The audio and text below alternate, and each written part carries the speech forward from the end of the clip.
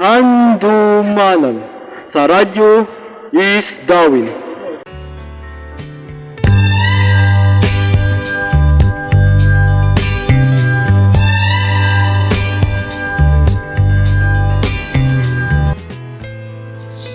Sa isang bayan kung saan ang pagmamahalan at pagtatagsil ay nagtatagpo, si Lia at Marco ay akala perpekto ang kanilang pagsasama.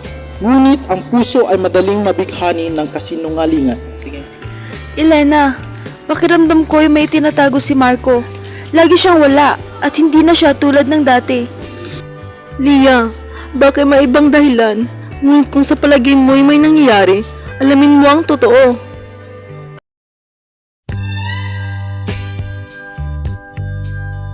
Nang hindi na makatiis, kinuha ni Lia si Detective Santos upang alamin ang mga sekreto ni Marco.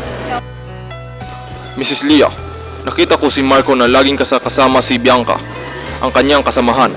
May kakaiba sa kanilang kilos. Bianca? Ngunit siya'y sinabi niyang kaibigan lamang.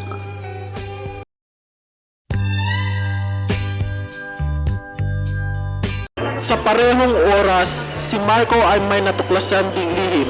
Sa isang hindi inaasahang tagpo, nakita niya si Lia kasama si Rico. Gawa mo rito. Kasama mo si Rico? Matagal mo na ba kung niloloko? Ko, anong karapatan mo magtanong? Alam kong may nangyayari sa inyo ni Bianca.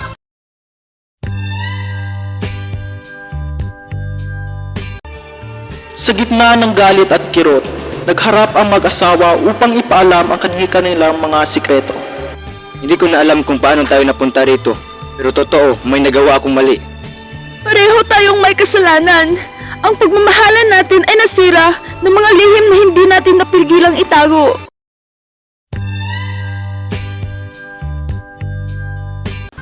Ang matandang karunungan ni Carmen ang naging sandigan ng kanilang pagpapatawad. Mga anak, ang pag-ibig ay hindi laging perfecto. Ngunit kung may natitira pang pag-asa, ayusin ninyo ang nasira. Marco, Lia, minsan ang pag-amin sa pagkakamali ang unang hakbang sa paghilom.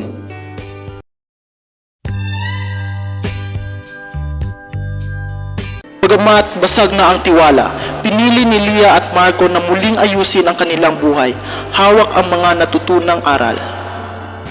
Marco, handa akong patawarin ka kung kaya mong patawarin din ako. Susubukan ko, Lia, para sa ating kinabukasan.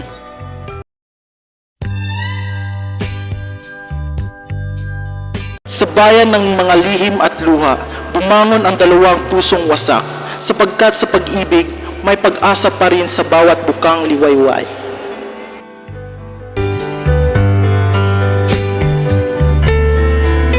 Diri na human ang Handuman Radyo Eris Dawin hangtod sa susunod mga tigpaminaho.